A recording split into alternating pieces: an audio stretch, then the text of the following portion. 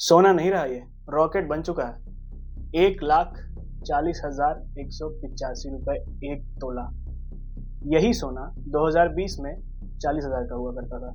मतलब कि पिछले 5 साल में सोना 1,00,000 रुपए भाग चुका है। 2022 आते आते तक 50,000, 2024 आते आते तक 64,000 और फिर अगले 2 साल में ये सोना 110% का रिटर्न देता है। अब ये सोना खरीद कौन रहा है? हमारे और आपके जैसे रिटेलर्स नहीं, ये सोना खरीद रहे हैं सेंट्रल बैंक्स। ये ग्राफ देखिए आप, ये चाइना के स्टॉक लेवल का ग्राफ है। 2014, 16, 18, 20, 22 flat flat flat flat flat. 2024 boom.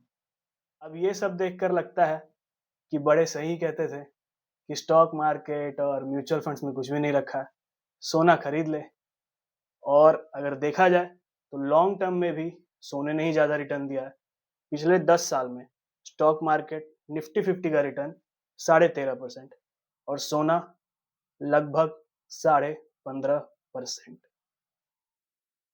तो अब बड़े भी कह रहे हैं, देखा डेटा, अब समझे बेटा। तो नमस्कार दोस्तों, मैं हूं हर्षित रंजन और स्वागत है आपका हमारे YouTube चैनल इन्वेस्टर जर्नी पे। आज की वीडियो में हम देखेंगे क्या हमें अभी भी सोना खरीदना चाहिए, अगर हाँ क्यों खरीदना चाहिए, तीसरा सवाल कितना खरीदना चाहिए और चौथा सवाल किस किस तरीके से हम सोना खरीद सकते हैं। तो सबसे पहले हम आ जाते हैं अपने पहले सवाल पे, क्या इस प्राइस पॉइंट पे भी हमें सोना एक्यूमुलेट करना चाहिए? हाँ या ना में जवाब दूंगा, कोई गोल गोल बात नहीं। हाँ, हमें सोना एक्यूमुलेट करना चाहिए। क्यों? क्योंकि हम और आप गलत हो सकते हैं, कंट्रीज के सेंट्रल बैंक्स गलत नहीं हो सकते। उनके पास बहुत बड़ी रिसर्च टीम होती है, बहुत रिसर्च करने के बाद वो डिसाइड करते हैं कि उन्हें क्या एक्यूमुलेट करना है, क्या सेल करना है। आज यूएस के पास ऑफिशियली 8,000 टन सोना है, चाइना 3,000 टन ऑफिशियली, अनऑफिशियली किसी को नहीं पता कितना। India March 2025 650 tonne, at present 880 tonne. लगातार खरीद रहे हैं और खरीद रहे हैं। तो सोना स्टेबिलिटी देता है, स्टेबल रहता है, डाइवर्सिफाई करता है आपके पोर्टफोलियो को। तो हमारे पोर्टफोलियो में गोल्ड होना ही चाहिए। अब हम आ जाते हैं हमारे दूसरे क्वेश्चन पे, क्यों क्यों रखें। तो हम थोड़ा हिस्टोरिक रिटर्न्स पे जाते हैं। आप देख सकते हैं 1950 सोना 99 रुपए 10 ग्राम, मतलब एक तोला। 1975 आते आते तक 540 रुपए। फिर आया सन 2000, 4,410 ग्राम। 25 साल बाद आज 2025 में हम देख सकते हैं 1,40,000 सोना।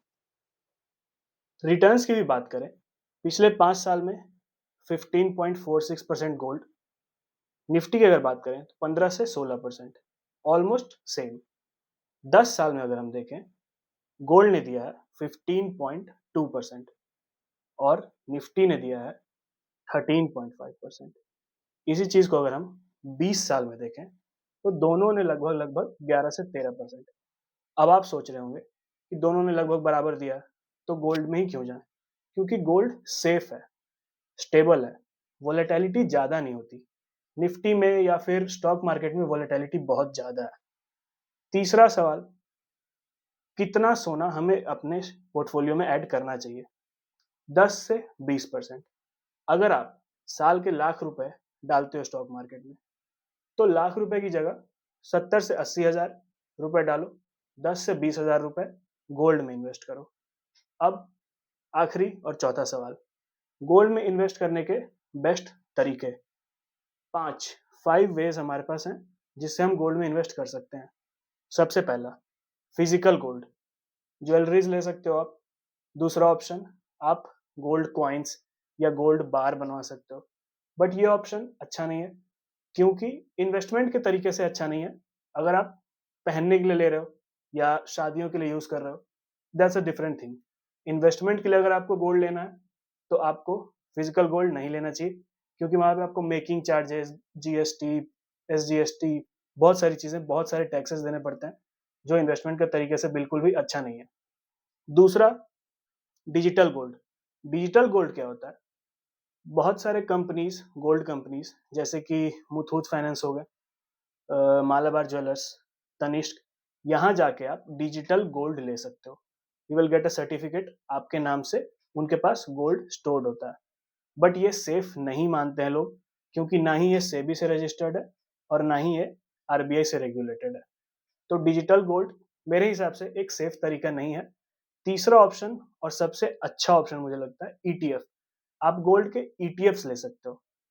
गोल्ड ईटीएफ्स में सबसे बड़ा और सबसे पुराना ईटीएफ गोल्ड बीज, ये निपॉन के द्वारा दिया जाता है हमें। और भी बहुत सारे, मोतीलाल ओसवाल, और भी बहुत सारे गोल्ड ईटीएफ हैं। आप किसी के भी थ्रू गोल्ड ईटीएफ में इन्वेस्ट कर सकते हो। या फिर चौथा ऑप्शन, म्यूचुअल फंड्स। गोल्ड के म्यूचुअल फंड्स भी होते हैं, लेकिन म्यूचुअल फंड से बढ़िया आप ईटीएफ में ही इन्वेस्ट करो, क्योंकि म्यूचुअल फंड्स गोल्ड के ईटीएफ्स में ही आपका पैसा लगाते हैं। और यहाँ पे एक्सपेंस रेशियो देना पड़ता है, वहां भी एक्सपेंस रेशियो देना पड़ता है, तो थोड़ा ज्यादा एक्सपेंस रेशियो पड़ता है आपको। इसलिए आप डायरेक्ट ईटीएफ में इन्वेस्ट कर सकते हैं। ईटीएफ्स आपके, आपने जो पैसा उसमें लगाया है, उस पैसे का फिजिकल गोल्ड खरीद के रखती है। फॉर एग्जाम्पल, अगर आपने एच के किसी गोल्ड ईटीएफ में पैसा लगाया, तो एच आपने जो अमाउंट लगाया उस अमाउंट का गोल्ड अपने पास किसी वॉल्ट में या किसी बैंक में खरीद के रखेगी, जबकि म्यूचुअल फंड्स आपका वो पैसा ईटीएफ में लगाएंगे। बस यही डिफरेंस है। म्यूचुअल फंड या ईटीएफ आप किसी के भी साथ जा सकते हो।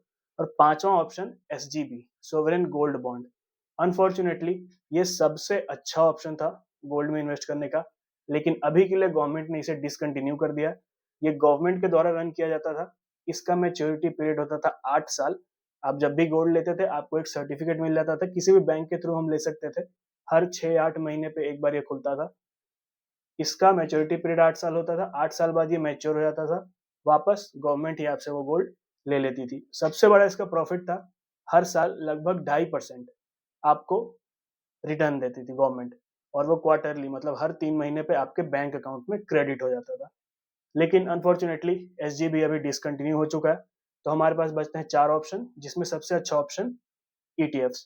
तो आप ईटीएफ के थ्रू गोल्ड में इन्वेस्ट कर सकते हैं। तो कैसी लगी आपको आज की वीडियो? अगर इन्फॉर्मेटिव थी तो लाइक, सब्सक्राइब, शेयर। फिर मिलते हैं।